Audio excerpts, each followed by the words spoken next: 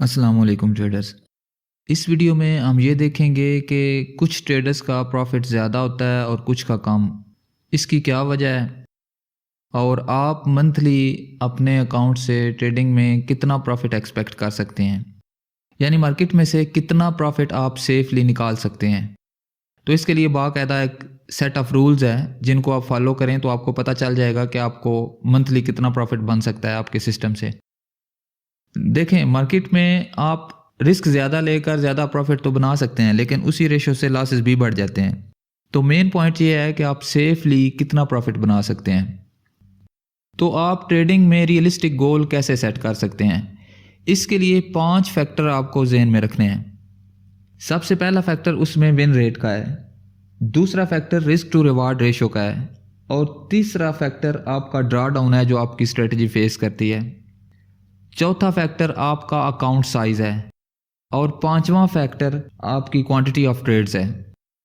तो इन 5 चीज़ों की बेस पे आपको ये पता चल जाता है एग्जैक्टली कि आप मंथली कितना प्रॉफिट बना सकते हैं। तो इनको अलग अलग अब डिटेल से देखते हैं और समझने की कोशिश करते हैं। सबसे पहला फैक्टर विन रेट। जब आप कोई स्ट्रेटजी बैक टेस्ट करते हैं तो आपके पास उसका एक विन रेट आ जाता है। याद रखें, बैक टेस्ट करने के लिए कम से कम सैंपल साइज जो रिकमेंडेड है वो 300 ट्रेड्स का है, और बैक टेस्टिंग पे एक डिटेल्ड वीडियो इसी चैनल पे पड़ी हुई है, वो आप ज़रूर देखें।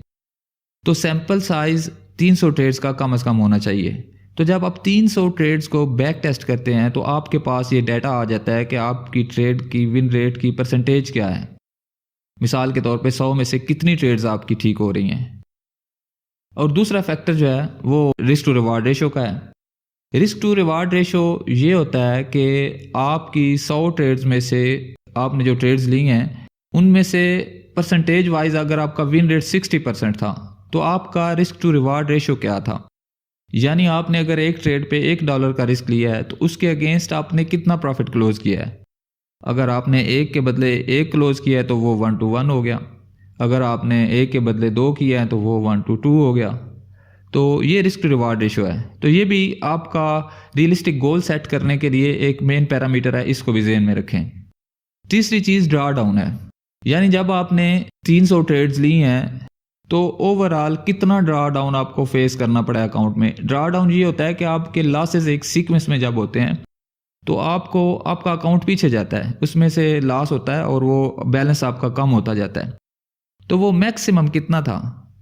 ये क्यों ज़रूरी है? ये इसलिए ज़रूरी है कि इसकी बेस पे आप डिसाइड कर सकते हैं कि आपको पर ट्रेड कितना रिस्क लेना है। अगर आपको ड्रा डाउन का पता हो, फ़र्ज़ करें आपका $100 का अकाउंट था और आपने जब बैक टेस्टिंग की है तो वो मैक्सिमम $20 नीचे आया है, तो उसके बाद वो प्रॉफिटेबल रहा है। तो इसका मतलब ये है कि आप उस अकाउंट पे 2-3% भी रिस्क ले सकते हैं। चूँकि हम रियलिस्टिक गोल सेट करने की बात कर रहे हैं तो ये ज़रूरी है कि हमें पता हो ड्रा डाउन कितना होगा, ताकि उसके हिसाब से फिर हम अपना रिस्क पैरामीटर्स को एडजस्ट कर सकें।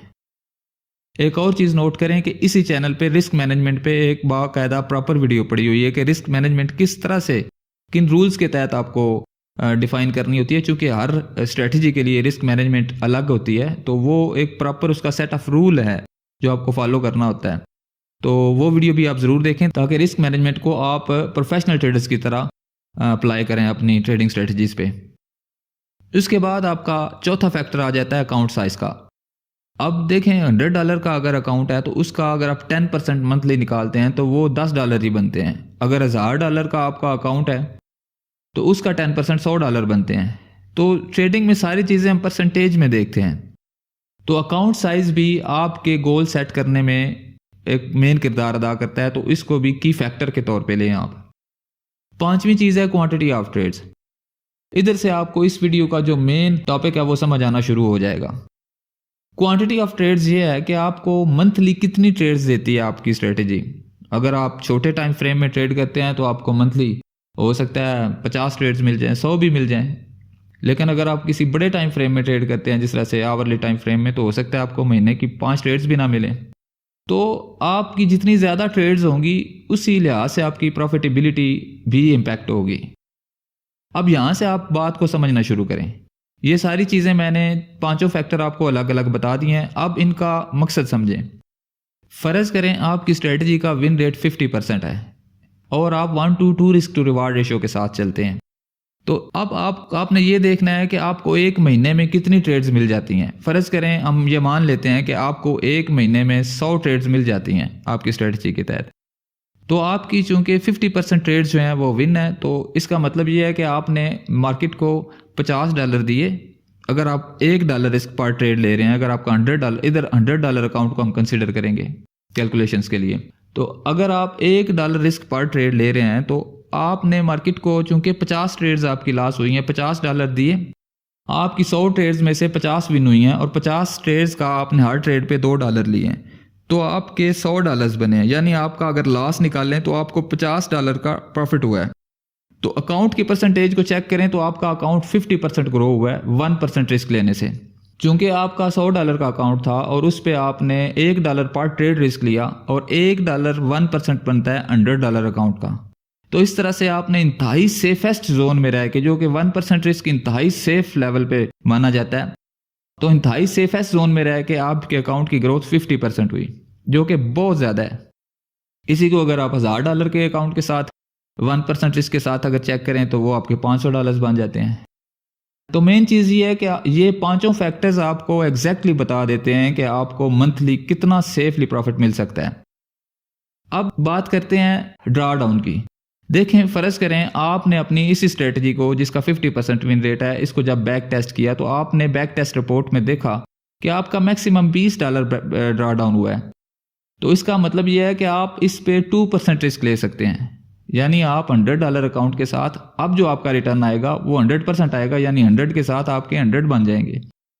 तो ड्रा डाउन रिस्क डिफाइन करने में आपकी बड़ी हेल्प करता है, क्योंकि आपने ये देखना होता है कि आपका कहीं अकाउंट तो वॉश नहीं हो जाएगा। चूंकि एक स्ट्रेटजी जब आपके अगेंस्ट आए, आपको नुकसान करना शुरू करे, जो कि होता है आमतौर पे, तो उस दौरान कहीं आप इतना ज़्यादा रिस्क तो नहीं ले रहे कि आपका अकाउंट ही वॉश हो जाए।